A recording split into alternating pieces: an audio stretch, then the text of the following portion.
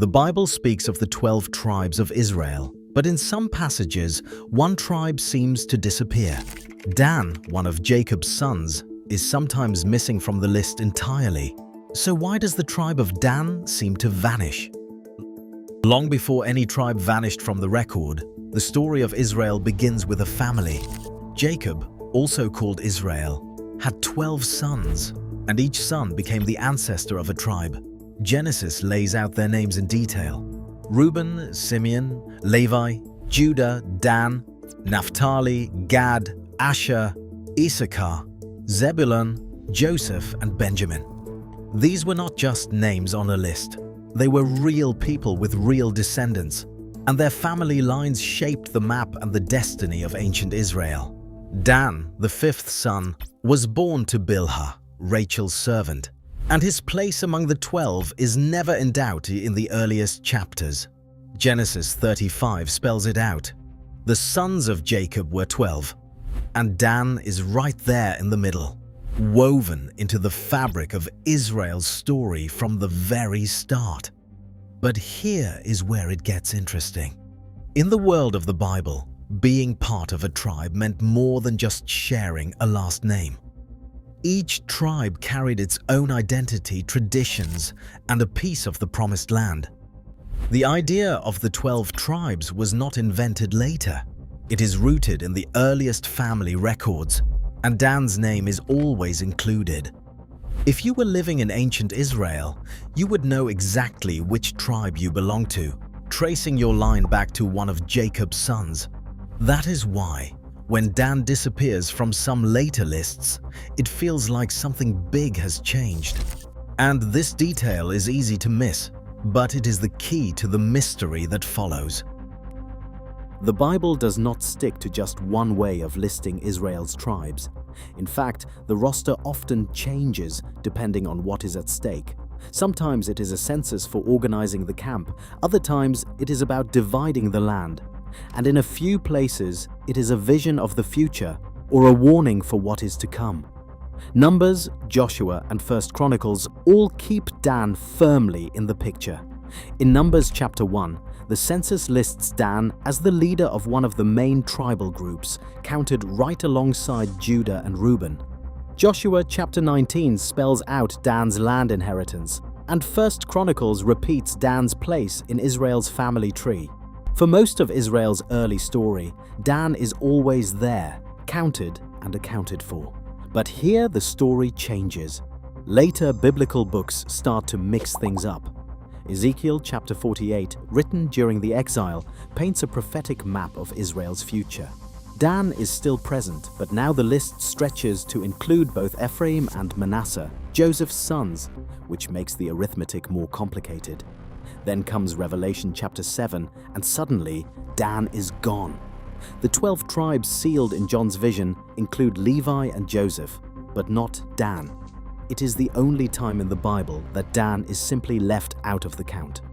This detail is easy to miss, but it is not a simple copy error.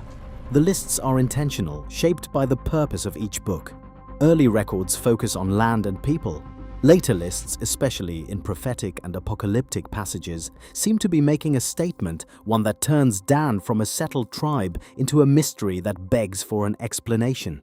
Why would a tribe so central to Israel's story suddenly vanish from the roster? That question is the puzzle that history and the next part of the story tries to answer. Dan's story takes a turn the moment the tribe tries to settle its promised land.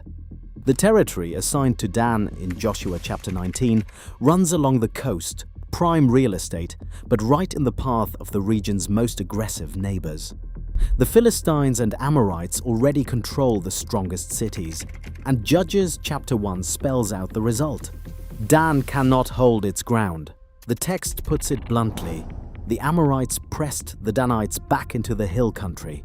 Instead of a secure inheritance, Dan faces constant pressure and shrinking borders. But here is where it gets interesting. Instead of giving up, the Danites send out scouts to look for a new home. 5 men travel north and stumble across Laish, a peaceful city far from the tribal wars of the south.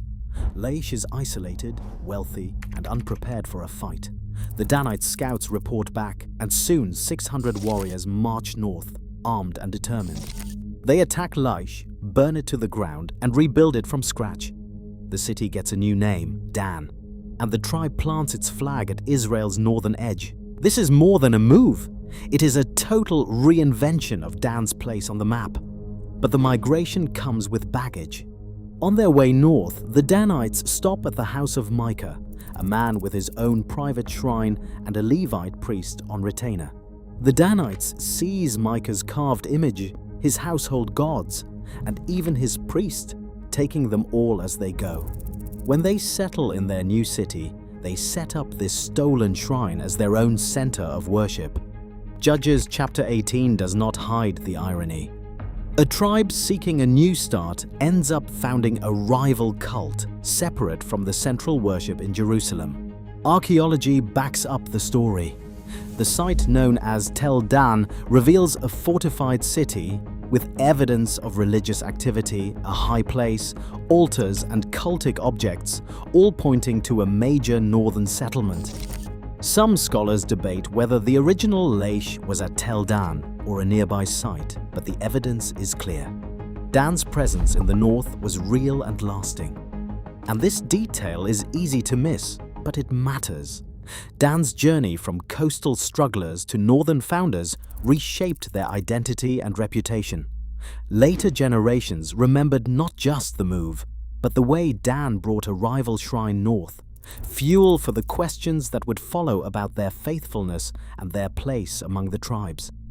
The story of Dan is no longer just about lost land. It is about what a tribe becomes when it has to start over and what it is willing to carry into its new future. Dan's reputation takes a sharp turn in the era of Israel's divided kingdom. Centuries after the tribe's dramatic move north, the city of Dan becomes the backdrop for one of the Bible's most infamous acts of spiritual compromise. When Jeroboam, the first king of the northern kingdom, fears losing his people to the temple in Jerusalem, he sets up 2 golden calves, one in Bethel and the other in Dan. According to 1 Kings chapter 12, verses 28 to 30, Jeroboam tells the people, "Here are your gods, O Israel, who brought you up out of Egypt." The text makes it clear. The calf at Dan is not just a local oddity. It becomes a rival center of worship, pulling the nation away from the faith of their ancestors. From that moment, Dan is linked not just to a lost inheritance or a distant migration, but to a pattern of idolatry that echoes through Israel's story. This detail is easy to miss, but it is the strongest clue as to why later readers and writers might treat Dan differently. The question lingers: is this the missing link that explains Dan's disappearance from the final lists? The absence of Dan from certain biblical lists has prompted 4 main theories, each offering a different lens. One proposes symbolic or theological exclusion. Some link Dan's omission to the tribe's association with idolatry, suggesting later writers used absence as a warning about faithfulness. Yet, no biblical text formally removes Dan, and there is no explicit decree or curse. Another theory points to redactional or literary purpose. Lists in scripture shift according to context, whether land, worship, or prophecy, so Dan's omission may reflect the author's intent rather than a historical event. A third explanation focuses on demographic change. After the Assyrian conquest of the north, tribes like Dan were scattered or assimilated, their identity gradually fading from the record. Later writers may have mirrored this reality, not erasing Dan, but reflecting a slow disappearance. The fourth theory reads the apocalyptic lists in Revelation and Ezekiel as symbolic, not literal. In this view, Dan's absence serves a theological message about restoration or judgment, not a census. Still, the text never gives a single direct answer. The mystery remains open, inviting continued curiosity. Being counted among the tribes of Israel was never just about ancestry or a name on a list. The story of Dan shows that identity came with expectations. A tribe could trace its line straight back to Jacob, but faithfulness was something different. Throughout the Bible, this pattern keeps repeating. Belonging to Israel is a starting point, not a guarantee. The evidence around Dan's disappearance leaves a gap that no single theory can fill. Scripture never gives a final answer, and that silence is its own kind of message. The question is not only why Dan is missing, but what it means to belong, and what happens when a tribe or a person steps outside the story they were given. Today, the absence of Dan reminds us that identity alone does not guarantee legacy or faithfulness. The Bible's tribal lists still challenge us to ask who really belongs. The tribe of Dan remains one of the Bible's most fascinating mysteries. If you liked this video, please make sure to like and subscribe.